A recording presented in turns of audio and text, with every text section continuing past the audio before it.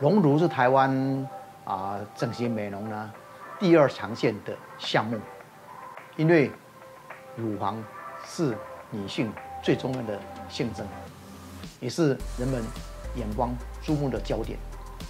所以呢，为了让你的形象、自信心建立呢，那么最多的整形的求美者会选择隆乳。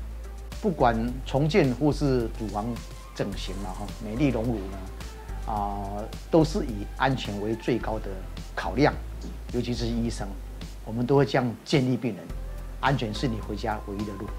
那如何让这个乳房整形安全呢？就有很多的面向要探讨。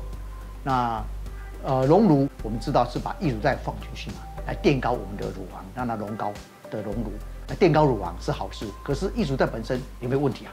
大家会担心这个放进去会不会出问题啊？所以这个异乳带的选择就变成一个重要的issue。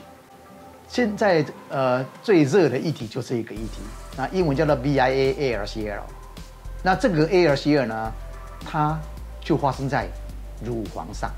那这个现在所知道的资料，用统计资料知道是跟这个粗糙面或叫做绒毛面这一类的异乳带呢，就是要当心的。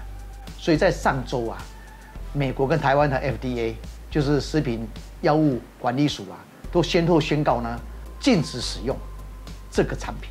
台湾目前进来台湾的这2家，一个是美国的，一个是哥斯达黎加的这2个产品。那么美国的话，进来这一家有包括光滑跟粗糙面都有，哥斯达黎加是以粗糙面为主的。所以爱美者选择呢，应该需要去谨慎考量。